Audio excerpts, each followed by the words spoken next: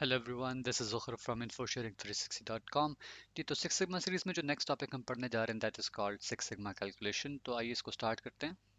अच्छा जी, तो जैसे कि मैं आपको पहले बता चुका हूँ कि सिक्स सिग्मा की कैलकुलेशन फॉर कंटिन्यूस डाटा और तरीके से कैलकुलेट होती है और डिस्क्रीट टाइप ऑफ डाटा के लिए डिफरेंट तरीक़ेकार या मेथड यूज़ होता है। ठीक है। अच्छा, अब ये कैसे आइडेंटिफाई करना है कि डाटा हमारे पास जो गिवन है वो कंटिन्यूस है या डिस्क्रीट, तो इस पर मैं ऑलरेडी एक डिटेल्ड वीडियो बना चुका हूँ और उसी वीडियो का मैं आपको लिंक इसी वीडियो की डिस्क्रिप्शन में भी ऐड कर लेता हूँ इन केस आपने वो वीडियो मिस की हुई है। ठीक है, वो लाजमन देखिएगा ताकि आप पहले आइडेंटिफाई कर सके कि डाटा आपके पास है किस टाइप का और आपने किस मेथड को यूज़ करना है सिक्स सिग्मा की कैलकुलेशन के लिए। ठीक हो गया।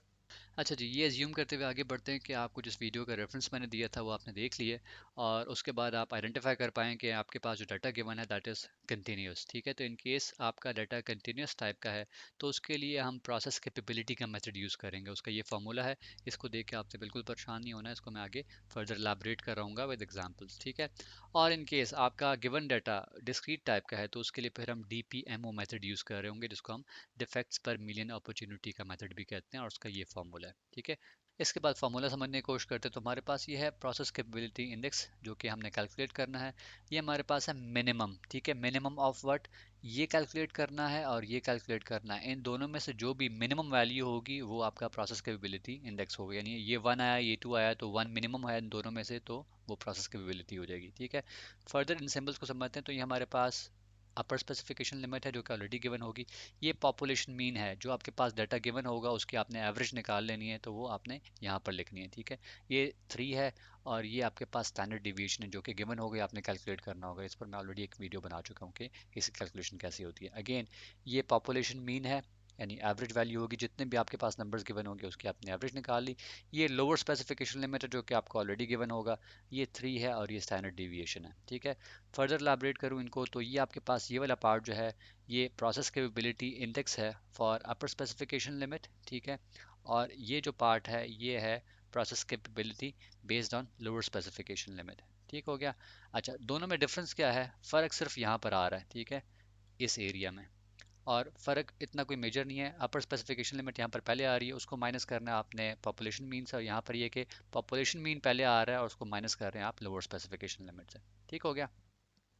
अच्छा, अब इसका रिजल्ट आया और इसका रिजल्ट आया, दोनों में से जो भी मिनिमम वैल्यू होगी वो आपका, यानी सीपीयू और सीपीएल, इन दोनों में से जो भी मिनिमम वैल्यू होगी वो आपका प्रोसेस कैपेबिलिटी इंडेक्स होगा। ठीक है, तो आप फर्ज करें प्रोसेस कैपेबिलिटी इंडेक्स आपका आया 0.5। ठीक है, या 1 आया या 1.3 आया, जो भी वैल्यू आएगी उसको आपने मल्टीप्लाई बाय 3 कर देना है तो वो आपका सिक्स सिग्मा लेवल होगा।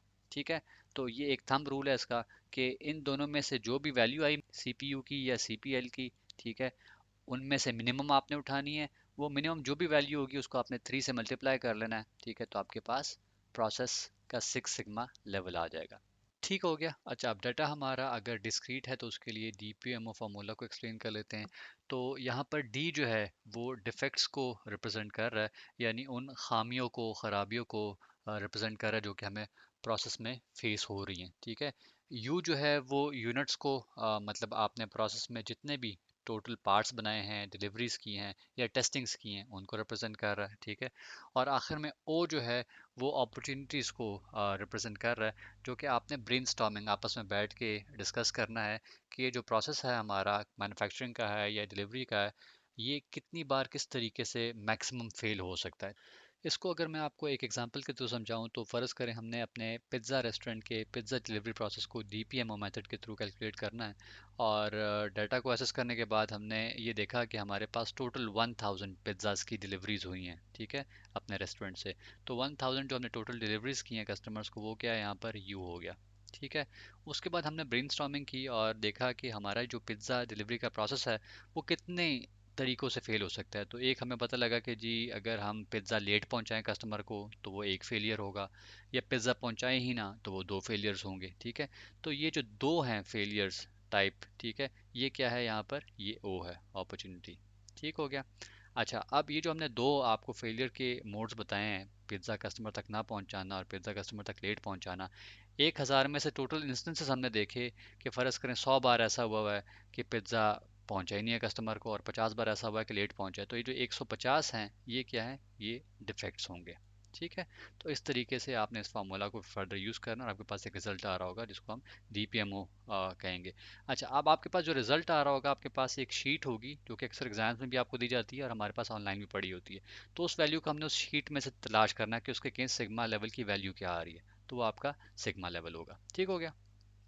अच्छा, अब अगर हमारा डाटा कंटिन्यूस टाइप का है और उसके लिए हमने एक्चुअल एग्जांपल्स को देखना है, तो वो कुछ ऐसी होंगी कि पहला सिनेरियो ये हो सकता है कि हमारे पास अपर स्पेसिफिकेशन लिमिट और लोअर स्पेसिफिकेशन लिमिट दोनों गिवन हो अपने सिनेरियो में। ठीक है, बाज़ औक़ात इनमें से कोई एक वैल्यू मिसिंग होती है तो उसको भी हम देख लेंगे। तो अगर हमारे पास दोनों गिवन होंगे तो उसके लिए क्या सिनेरियो हो सकता है? सिनेरियो हमारे पास ये है कि हमारा एक मैन्युफैक्चरिंग प्लांट है जहाँ पर हम एल्यूमिनियम के रॉड बनाते हैं। ठीक है, हम ये ज्यूम करते हैं कि हम ये तौलिया बनाने के लिए ये वाला रॉड जो है बना रहे हैं। ठीक है, ये हुक्स नहीं, ठीक है, ये वाला पार्ट नहीं, सिर्फ ये वाला रॉड। अच्छा, अब इस रॉड के लिए एक लोअर स्पेसिफिकेशन लिमिट है, वो है 80 सेंटीमीटर। वो ये है कि अगर आप इस रॉड की लेंथ 80 सेंटीमीटर से कम होगी तो फिर वो इन हुक्स में फिट नहीं आएगा, वो गिर जाएगा। ठीक है, तो ये इसकी एक लोअर स्पेसिफिकेशन लिमिट है कि इससे कम का नहीं होना चाहिए। ठीक हो गया। इसके बाद हमारे पास अपर स्पेसिफिकेशन लिमिट है 80.8 सेंटीमीटर की, कि इस रॉड की लेंथ 80.8 सेंटीमीटर से ज़्यादा नहीं होनी चाहिए, नहीं तो फिर इन हुक्स के अंदर वो फिट ही नहीं आएगा। ठीक है, तो कोई भी लेंथ 80 सेंटीमीटर से लेकर 80.8 सेंटीमीटर के बीच में होगी तो वो एक्सेप्टेबल होगी, वो इन रॉड्स में फिट आ जाएगी। ठीक हो गया। अच्छा, अब फ़र्ज़ करें हमने 10,000 बना लिए या 50,000 बना लिया, 1 लाख बना लिए, जितने भी हमने यूनिट्स बना लिए, उन तमाम यूनिट्स की जो पॉपुलेशन है, ठीक है, फ़र्ज़ करें हमने 50,000 बनाए थे, तो 50,000 के रॉड्स की हमने एक बार लेंथ की एवरेज निकाल ली। ठीक है, जिसको हम मीन कहते हैं, तो ये पॉपुलेशन मीन होगा। तो 80.2 हमारे पास सेंटीमीटर का हमारे पास ओवरऑल मीन आ गया। और फिर हमने इन 50,000 के जो हमने रॉड्स बनाए थे उनके हमने एक बार स्टैंडर्ड डिवीएशन भी निकाली, हमारे पास 0.05 आ गई। ठीक हो गया। अच्छा, अब जो हमारे पास इस एग्जांपल के अंदर जो वैल्यूज़ हैं उनको हमने अलग से लिख लिया। ठीक है, तो ये वही वैल्यूज़ हैं जो कि आपको मैं ऑलरेडी ऊपर डिस्कस कर चुका हूँ। हमने जो फार्मूला यूज़ करना है वो यूज़ करना है प्रोसेस कैपेबिलिटी इंडेक्स का, ये ऑलरेडी हम डिस्कस कर चुके हैं। आपके पास ये तमाम वो सारी की सारी वैल्यूज़ गिवन है जो कि आप इसके अंदर अब इजीली इंसर्ट कर सकते हैं। ठीक है, तो पहले हम इस पार्ट को सॉल्व करेंगे इस फार्मूला के। ठीक है, जो कि है process capability index for upper specification limit. ठीक है, तो हमारे पास अपर स्पेसिफिकेशन लिमिट आई, पॉपुलेशन मीन आया, 3 और स्टैंडर्ड डिविएशन हमारे पास आ गया। इन वैल्यूज़ को अगर हमने कैलकुलेट किया तो हमारे पास ये वैल्यू आएगी और इस वैल्यू के बाद हमारे पास जो रिजल्ट आया वो आया 4। ठीक है, तो सीपीयू जो हमारे पास आया process capability index for upper specification limit वो आया 4। ठीक हो गया। अब इस पार्ट को कैलकुलेट करें तो हमारे पास ये आ गया पॉपुलेशन मीन। ठीक है, ये हमारे पास लोअर स्पेसिफिकेशन लिमिट था, ये 3, और ये हमारे पास स्टैंडर्ड डिविएशन। इसकी कैलकुलेशन की तो ये आया इनिशियल वैल्यू, और फिर हमारे पास जो सीपीएल आया, जो process capability index for lower specification आया, वो आया 1.3। अब आपको याद होगा हमने ये डिस्कस किया था कि इन दोनों में से जो मिनिमम वैल्यू होगी वो आपका प्रोसेस कैपेबिलिटी इंडेक्स होगा, यानी minimum value of this formula.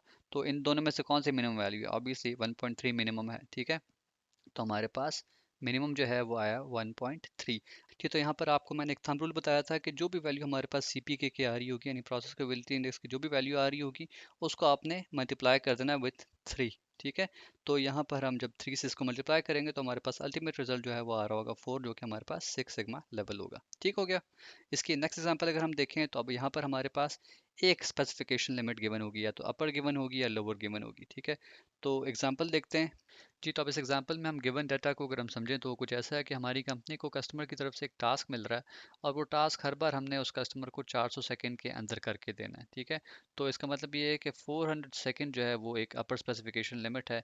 इसको जब भी हम एक्सीड कर रहे होंगे तो कस्टमर डिससेटिस्फाई होगा। ठीक है, और इसकी लोअर स्पेसिफिकेशन लिमिट कोई नहीं है, आप इसको 390 सेकंड में करें, 200 सेकंड में करें, 10 सेकंड में करें, तो कस्टमर ने वैसे ही खुश होना है। तो लोअर स्पेसिफिकेशन लिमिट कोई नहीं है, upper specification limit is 400 second. अब फ़र्ज़ करें हमने 1000 बार ये टास्क किया कस्टमर के लिए, और उन 1000 यानी वो जो टोटल पॉपुलेशन मीन है 1000 बार टास्क करने की, उसकी जो एवरेज निकल रहा है टाइम, दैट इज़ 380 सेकंड। ठीक है, तो ये हमारे पास म्यू आ गया, इसको हम अरिथमेटिक मीन कह लें या पॉपुलेशन मीन कह लें। ठीक है, और स्टैंडर्ड डेविएशन इज़ 15 सेकंड्स। ठीक हो गया। तो हम इस एग्जांपल के डाटा को इस तरीके से लिख लेते हैं। इनिशली हमारे पास लोअर स्पेसिफिकेशन लिमिट गिवन नहीं है। ठीक है, फॉर्मूला हम वही यूज़ करेंगे प्रोसेस कैपेबिलिटी इंडेक्स का। हमने पहले ये कैलकुलेट करना पार्ट, उसी डाटा को हमने यूज़ किया। ठीक है, अगर आप देखें ये आ गया upper specification limit, population mean 3, और ये हमारे पास स्टैंडर्ड डिविएशन। इसका रिजल्ट हमारे पास ये निकल आया, ठीक है। अब इस केस में हमारे पास तो डाटा है ही नहीं, क्योंकि लोड स्पेसिफिकेशन लिमिट तो था ही नहीं, तो यहाँ पर कुछ नहीं लिखेंगे। हमारे पास यही आया, तो बस इसी को हम एज्यूम कर रहे होंगे, क्योंकि मिनिमम वैल्यू हमने इसकी और इसकी निकालनी थी, ये है ही नहीं, तो अब यही वैल्यू रह गई, ठीक है। तो 0.44 हमारे पास जो है वो प्रोसेस केपेबिलिटी इंडेक्स आ गया, ठीक हो गया। अच्छा, अब ये जो हमारे पास प्रोसेस केपेबिलिटी इंडेक्स आ गया, इसको आपने थंब रूल जिस तरह मैंने पहले बताया था, आपने इसको मल्टीप्लाई कर देना 3 के साथ, तो ये हमारे पास आ गई सिक्स सिग्मा लेवल की वैल्यू। तो ये हमारे पास दोनों एग्जांपल्स होगी कंटिन्यूस टाइप ऑफ डाटा की कैलकुलेशन की, ठीक है जी। तो अब हम देखते हैं कि डिस्क्रीट टाइप ऑफ डाटा अगर हमारे पास हो और उसके लिए हमने सिक्स सिग्मा लेवल कैलकुलेट करना हो, तो वो कैसे होगा। हमारा एक रेस्टोरेंट है पिज़्ज़ा का, और उसके लिए हम पर्टिकुलरली लिखना चाह रहे हैं कि जो उसका पिज़्ज़ा डिलीवरी का प्रोसेस है, उसका सिग्मा लेवल क्या चल रहा है, ठीक है। तो टोटल 5000 बार हमने पिज़्ज़ाज डिलीवर किए हैं, ठीक है। तो ये हमारे पास हो गया यू, ठीक है। अच्छा, अब हमने देखना है कि इस प्रोसेस के अंदर कितनी बार ऐसा हो सकता है कि ये प्रोसेस किस तरीक़ों से कितनी बार फेल हो रहा होगा। तो एक तो ये है कि कस्टमर तक पिज़्ज़ा लेट पहुंच रहा हो, या एक ये कि कस्टमर तक पिज़्ज़ा पहुंच ही ना रहा हो। तो ये दो इंस्टेंसेस ऐसे हैं जहां पर ये प्रोसेस फेल हो रहा होगा और कस्टमर खुश नहीं होगा फिर, ठीक है। तो ये क्या हो गया, टू इंस्टेंसेस हमारे पास क्या हो गए, ये हो गए ओ, ठीक है, अपॉर्चुनिटी। अच्छा, लास्टली हमारे पास इन्हीं दो के अगेंस्ट के हमने एक्चुअली डिफेक्ट्स कितनी बार अकर हुए, 5000 इंस्टेंस में से कितनी बार ऐसा हुआ कि पिज़्ज़ा लेट डिलीवर हुआ, और कितनी बार ऐसा हुआ कि पिज़्ज़ा डिलीवर ही ना हुआ। तो 50 बार ऐसा हुआ कि जहाँ पर पिज़्ज़ा जो है वो लेट डिलीवर हुआ, और 128 बार ऐसा हुआ कि पिज़्ज़ा जो है वो डिलीवर ही ना हुआ, ठीक है। तो टोटल ये कितने इंस्टेंसेस हो गए डी के, ये 178 हो गए, ठीक है। D1 हमने कह दिया कि ये हमारे पास लेट इंस्टेंसेस है, ठीक है। और D2 ये है कि हमारे पास वो इंस्टेंसेस यहाँ पर पिज़्ज़ा डिलीवर ही नहीं हुआ, ठीक है। तो ये वही वैल्यूज़ हैं जो कि हमने अभी डिस्कस की हैं। 5000 यू हो गए जो टोटल हमने डिलीवरीज की, दो हमारे पास अपॉर्चुनिटीज़ हैं जहाँ पर ये प्रोसेस फेल हो सकता है, और डिफेक्ट्स टोटल हमारे पास 128 प्लस 50 जो है वो 178 हो गया जी। तो इसके लिए हमारे पास ये फार्मूला है, फार्मूला में हमने एज एस यही वैल्यूज़ जो है जब इंसर्ट की, तो ये हमारे पास आ गया डी, ये यू आ गया, और ये आ गया ओ, ठीक है। ये 1 मिलियन एज इज़ यहाँ पर लिखा हुआ आ गया जी। तो इसकी कैलकुलेशन के बाद हमारे पास जो वैल्यू आई DPMO की, वही 17,800। अच्छा, इसके बाद अगर आपको याद हो, मैंने आपको बताया था कि एक शीट गिवन होगी जहाँ पर आपके पास सिग्मा लेवल की एक वैल्यू गिवन होगी और उसके अगेंस्ट DPMO गिवन होगा, ठीक है। अब आपने इस शीट में से तलाश करना है कि DPMO 17,800 एग्जैक्टली या उसके आसपास के अगेंस्ट सिग्मा लेवल की क्या वैल्यू आ रही है। तो आप ये यहाँ से देखना शुरू करेंगे, देखते हुए आएंगे यहाँ पर, तो 17,865 is the most nearest value जहाँ पर ये हमारे DPMO के करीब आ रही है। तो इसके अगेंस्ट सिग्मा लेवल क्या गिवन है, 3.6। तो ये प्रोसेस हमारा 3.6 सिग्मा लेवल पे परफॉर्म कर रहा है, ठीक हो गया। अच्छा जी, अब डिस्क्रीट टाइप ऑफ डाटा की एक और एग्जांपल देख लेते हैं। यहाँ पर मैं आपको सिंपल वैल्यूज़ बता रहा हूँ जो कि हमारे पास यू ओ और डी के अगेंस्ट आ रही हैं, ठीक है। तो ये टोटल यूनिट्स फ़र्ज़ कर हम मैन्युफैक्चर कर रहे हैं, उसके अगेंस्ट हमने आइडेंटिफाई किया कि 5 बार ऐसे तरीक़ों से वो फेल हो सकता है, ठीक है। और ये एक्चुअल डिफेक्ट्स उसके अंदर निकले, ठीक है। तो ये हमारे पास फार्मूला था DPMO का। इसमें वैल्यूज़ हम इंसर्ट करेंगे। हमने डी ऐड किया, यू ऐड किया, अपॉर्चुनिटीज़ ऐड की, और ये 1 मिलियन के साथ मल्टीप्लाई करते हुए कैलकुलेशन की, तो हमारे पास ये रिज़ल्ट आया। अब यही शीट हमने देखनी है जो यहाँ पर देखी थी इससे पहले, और शीट में हमने देखा कि ये जो वैल्यू है नियरेस्ट जो है वो इसके आ रही है, ठीक है। तो आपने इसके अगेंस्ट देखना है कि आपका सिग्मा लेवल की वैल्यू क्या आ रही है। तो यहाँ पर 1.9 आ रही है, तो आपने 1.9 इसका रिजल्ट लिख लेना है, ठीक हो गया। तो इस तरीके से आप इसकी मैनुअल कैलकुलेशन कर सकते हैं जी। तो ये था हमारा आज का टॉपिक, आई होप आपको लाजमन पसंद आया होगा। हमारे इस चैनल इन्फो शेयरिंग 360 को लाजमन सब्सक्राइब कीजिए। Thank you for watching this video.